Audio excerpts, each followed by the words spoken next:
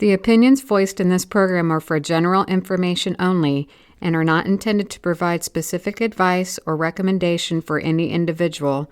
To determine which investments may be appropriate for you, consult with your attorney, accountant, financial advisor, or tax advisor prior to investing. Securities and advisory services are offered through LPL Financial, member of FINRA, SIPC.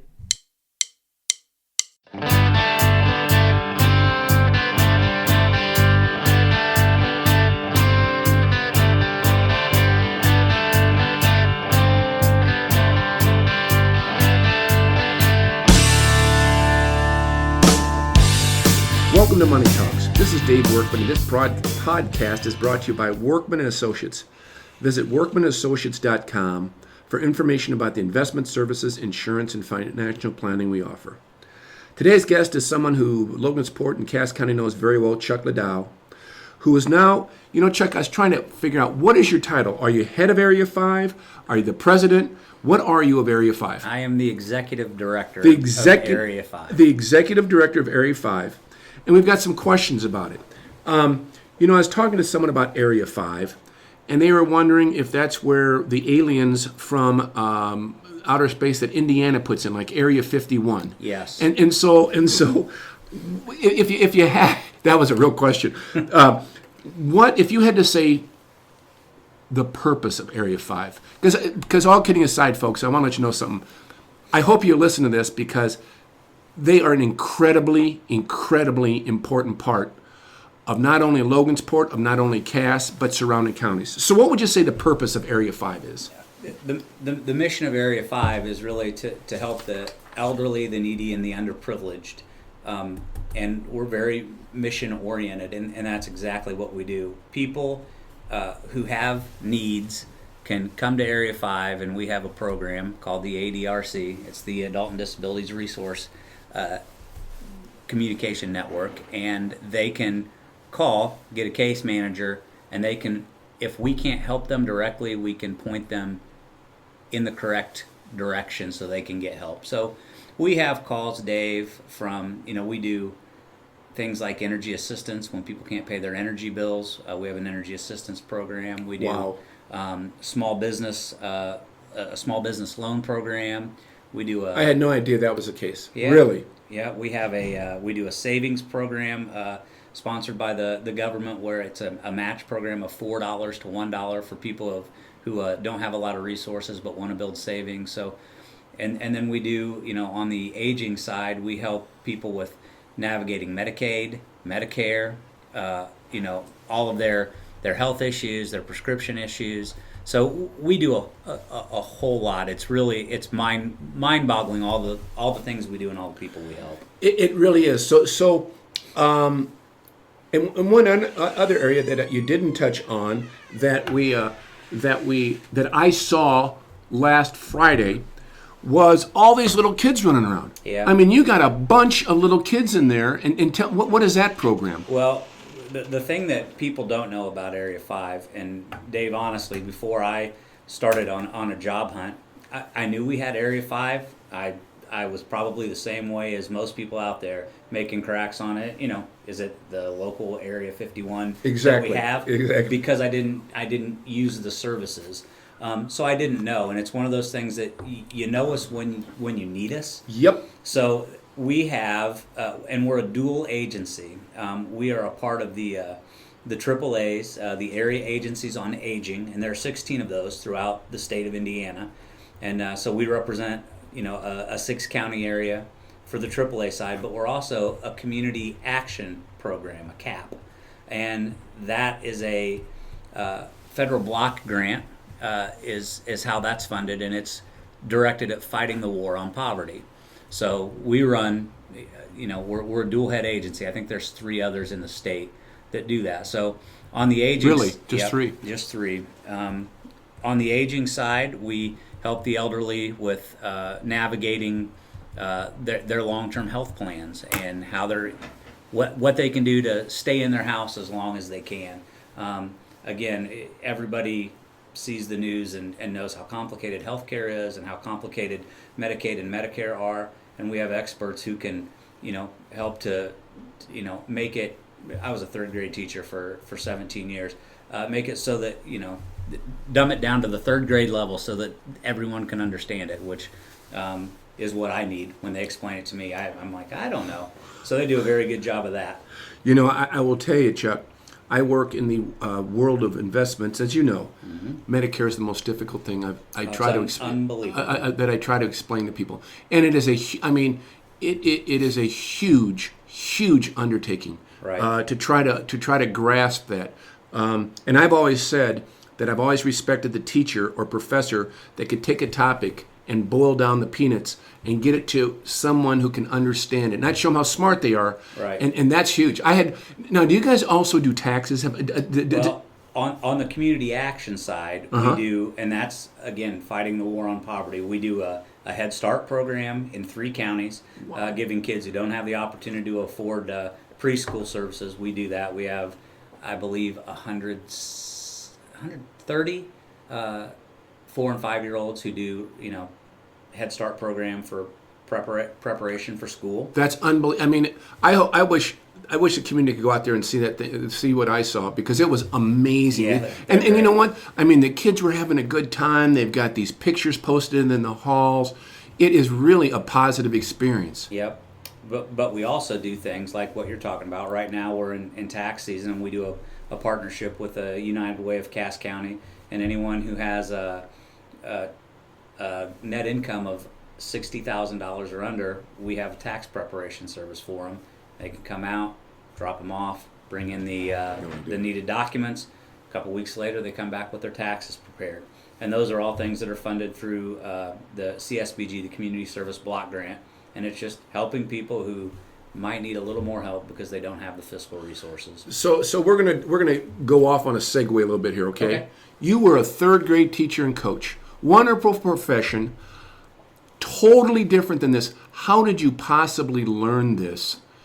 All of this. It seems like dealing with one government program would be a headache. Dealing with 2 would be impossible, and you're dealing with dozens and dozens. Well, and to be very honest, I haven't learned all of them. I know I have some. I'm a breadth, not depth, of all of my programs. I know a little about all of them, but really the people that work for me, they are the definitive experts. The people who run my Head Start program, Lori Frame, is amazing at her job. Nice. Who runs Healthy Families is Leanne Breeden. She's amazing at her job. My program manager, who's been there for 35 years, Ellen Zimmerman, knows all of the ins and outs. And so those, the people that I have are just great people. How many people does Area 5 have on salary, have pay? I'm sorry, not salary, but employees, I should say, instead of... We employ anywhere from 150 to 170. Again, Area 5 is not just a Cass County resource. We have services in Fulton County, in Miami County, in Tipton County, in Wabash County, and in Howard County. So how many would you say are in Cass County? And Cass County is the hub. Right. It's where corporate office is, and we probably have 50 or 60 people. Wow. Who work there. See, I literally lived by you guys for years. Sure. and had no idea. And as I said, I did not understand the scope. I knew your predecessor, Mr. Mayor, and I knew how involved he was with so many different things. But until you get into this thing, you just don't have any ideas. We talked a little bit about the purpose, the impact. What would ever cause a guy who had education in his background, who had coaching in his blood, want to change and do something like this? Well, it's funny because all I wanted to be was a coach. Joe Pataxel was my head coach. My dad taught me how to wrestle when I was a kid. I wanted to be a wrestling coach. So I came back to Logansport and was a wrestling coach and got involved in cross country and found out I like cross country equally. And wrestling was so time consuming. So I coached cross country for 26 years at Logansport and loved it. I love the kids who out in the community now who are 40-year-olds and they see me and, hey coach, I think is a great, there are three titles that I think a man can have that are really the most amazing. One's a father. I think that's most important. A husband is, he's my husband, and when your wife says that with pride, that's awesome. And coach. I don't think there are any three greater titles. So all those kids who see me out and say, "Hey, coach," it makes my day every time. So, but my dad retired from the military at 48, and he just wanted to do something else, and he opened up Creative Promotions in the Trophy Factory. Sure. And sure. So he made that, and when I called my dad and said, "I'm interviewing for a job," and of course he asked all the things a father's supposed to. Have you thought about retirement? You have a pension with the school corporation. Have you thought about all of the things that a dad does? And I said, "Yep," and I feel like I want to give it a shot. And so when I had the job offered, I again called my dad and said, "What do you think?" And he said, "I think I had the same itch at the same age, and I think you ought to go for it." And it's been 2.5 years, and it's been a great decision. So that's fantastic. Yeah. That really is. I wanted to ask you. There's so many things that Area 5 does, and I'm sure, like the hospital, like our organization, there are some aspects of confidentiality. Uh-huh. Can people volunteer to help Area 5? Absolutely. We actually, a lot of our grants, and again, we're mostly funded by federal grants. They're renewable grants every year.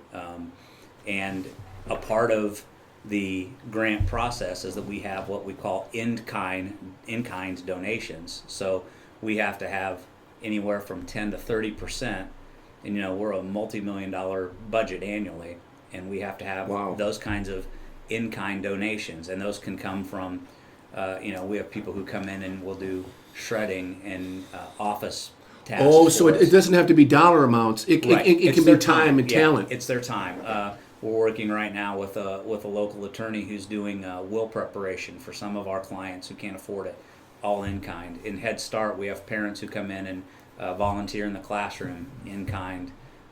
Really? Yeah. So it's a big part, and it's required if you and that counts toward the budget, which is a requirement. Right. And so if we have, and it's always a thing. All of our board members who attend our board meetings, attend finance committee meetings, will do outreach for us. Those are all in-kind donations, and without them, we don't qualify for the federal money. So do you see a progression of your budget upward because of the extra duties, extra responsibilities Area 5's having? Are there things that are being done that are eliminating certain parts of your programs? Where do you, if I had to say, Chuck, where do you think Area 5 is going to be, not necessarily financially, but budget-wise 5 years from now? Is it going to be greater? Are you going to have more employees? Do you try to expand this? It's not your regular business. Right. It's tricky. It really is tricky because you're allocated so much money, and as most people know, the federal government has kind of put a freeze on increasing a lot of budgets outside of military, and so your CSBG and all of the funds that we get have been baselined for several years, but the need doesn't go down, and the population is getting older. And that means we're going to need more resources for the first time in, I can't even tell you how long, we ran out of energy assistance money this year. I was just going to ask, are the needs greater than the assets and resources? We tapped out, and in energy assistance, if you apply for it, you can get your electric and your gas bills put in what we call a moratorium. And that means that no matter who your provider is, LMU, NIPSCO, Duke, anybody in our service area, they have to leave your heat on through March 15th. And then we have some assistance that varies depending on your level of need. But come March 15th, if you haven't caught up or made the required payments, then you lose that. But it's to keep the heat on. And I might be wrong, but to me, this was not a harsh winter. I mean, this was not this is coming from a guy that has plenty of clothes, plenty of heat at their house. Don't get me wrong, but I'm saying as far as the bills, because we've got weeks and weeks of sub-zero weather. Right. We're not there. It's great, Yeah. but it wasn't there. So what it tells me is that if next year comes and it's a harsh November, December, January, it might even create a less funding than or create less availability than there was this year. Right. I live on the Eel River, and for the first time, and my parents bought that house in 1987, and this is the first winter that the river didn't freeze solid from one side to the other. So wow, that's wow. a good natural indicator. Sounds like we're talking Farmer's Almanac here, Yeah. Chuck. Yeah. By golly, birds are flying south a little bit quick. But that's a great point. Yeah. I mean, because next year you're going to have not less, certainly as many, and maybe more people. No idea. And as I said, the thing that gets me is that we're talking about heat to our homes. All right. And we're not talking about Central America. We're not talking about Africa. We're talking about our fellow neighbors. Yeah. On that. Poverty is real, and it is real in the United States. And the community action agencies, the CAP Association, Sergeant Shriver started it way back in the 1950s. Wow, there's the name I haven't. Yeah, sure. And and it's kept going in that old guard that started that in the 50s. They are aging out, and they're just looking for other people to carry the torch and carry the passion of helping those people, because poverty's real. And people will come back from mission trips, mm-hmm. and they say, "Boy, our poverty isn't like their poverty." Well, you know what? Hunger's hunger. That's right. Hunger. If you're hungry, you're hungry. It doesn't matter if if you're hungry, you're hungry. Well, let me ask you before we end. I would really like to know if there's some topics that you would like to discuss. Maybe what we call a call to action. If there's somebody out there listening, saying, "Gosh, this sounds like something I would like to help." Maybe how they get a hold of you, or are there areas that you think really need to have their horn blown because of just how important they are that we haven't covered in this 15-20 minute segment? Well, I think it's there's three prongs that I can think of, and number one is, of course, we're a 501c3. We're a not-for-profit. We don't do a lot of fundraising because there are so many organizations out there that need help. But if you want to make a contribution, you're always welcome to. Financial contributions to Area 5 are absolutely accepted. Volunteer time to Area 5 is absolutely accepted. So, if you want to make a difference, we really are an incredible organization who impacts so many people. So that's one way you can do it. The second way you can do it is by getting involved in other agencies that we work with. We work closely with Emmaus because if people are homeless, they show up at our door. If people are hungry, they show up at our door. We work with the Salvation Army in finding people food and places to stay. So if it's not Area 5, be involved in your community. All of those organizations are not-for-profits. We operate on very fixed incomes, and really it's the goodness of the hearts of our employees that keep us running. And the third thing you can do is help the guy behind you. The whole pay it forward movement is huge. I'm a Christian guy, and you're supposed to love your neighbor and take care of them. And if we did a little more of that, it would make the world a better place. So go even shovel the old guy's sidewalk, because we do fall classes on how not to fall. And when you're aging and when your body stops working the way that it does when you're 30, those things create long-term health care risks, and we want to eliminate them. So help your neighbor, man. That's my grandmother died from falling and breaking her hip. Really? So I understand. Yeah. I have a question. I want to be the guy that says, why don't these bums get a job and work, or they're just milking the system? You talked about working with Emmaus Mission. You talked about working with Salvation Army. Do you guys have a pretty good communication? So Joe Smith, who comes for you for help, now takes help from you, goes get helps from Salvation, go gets help from Emmaus Mission. Is there some sort of coordinated effort to know who's helping who? We all talk and have a good communication. Whether it's Mark Strong down at the Eel Township Trustee's office is also somebody who people seek out for help, and so we do talk. And I think Jason Mitchell, who is on my board and runs Emmaus, because I had that same question when we did, we do food pantries, and when I had people who were there who I know don't need the food, but we don't deny anybody who comes there. And Jason said, Chuck, it's human nature, and there are people who are self-serving and greedy. And what I found in this business is you have to feed the greedy to get to the needy.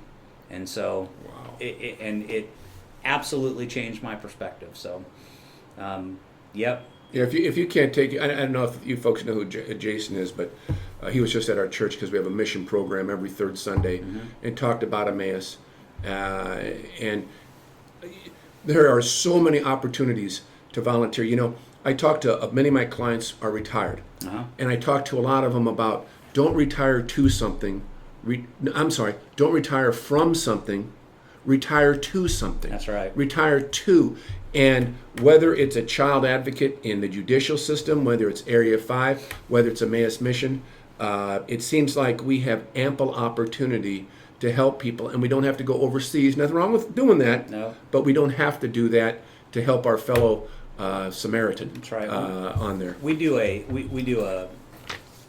senior nutrition program, which is amazing. We serve over 500 meals a day in 6 counties, and we have congregate meal sites, and these congregate meal sites are where people come and get their food for free. In Area 5, we have one within our building, and then we have the senior center downtown. And so as you retire and as you age, one of the things that you can do that will best help your mental health, your physical health, and your spiritual health is to congregate and meet and become involved. So even going and having a meal a couple times a week in a meal site makes a difference. And a lot of those people end up saying, oh, I'd like to drive for you if you need a driver. And we don't pay a lot of money for those positions, but it gives them, that's great, gives them value and gives them purpose, and that's important. It's interesting you say that, because I have a number of male clients who are over 90, and the vast majority of them are farmers. Yeah. And it's because they have a value, they've got a reason to get up, and they've got the aches and pains that we all get, right, that we didn't have before, are overridden by the fact that they've got something to do. That's right. And you talked about the social aspect of it. I think it helps people to get out of their home, away from the TV, away from the fear mongering, and get with other people. Yeah. And I think we both know from where we're coming spiritually that you get so much more when you give. That's right. Than when you get. I mean, it just is. Just like you're a coach. It's the most rewarding thing, Dave. It was the thing I was most scared about, because I know what my impact was to my athletes. I know what my impact was when the last 7 years I ran an alternative program for at-risk middle school kids. I knew what my impact was, and I thought it's so important to me to be impactful in people's lives, and I had no idea of the depth of which I could impact people as I can in this job. So it's good. I have thoroughly, and I worked with Area 5 for years and years and years and years with them. Mm-hmm. I've learned multiple things today. Awesome. Multiple things. I hope that if you've listened to this, that you will share it technologically wise with individuals that you can send it to, and let's get the word out. Let's spread the word out about this excellent organization, its goals, its mission, and see that Logansport, we all believe, is a special place, and let's make it so that the least amount of people can be hungry, they can be warm, they can be fed. This is Dave Workman with Chuck Ladow of Area 5, And this podcast has been brought to you by Workman Associates. Visit workmanassociates.com for information about the investment services, insurance, and financial planning we offer. We look forward to talking to you next month.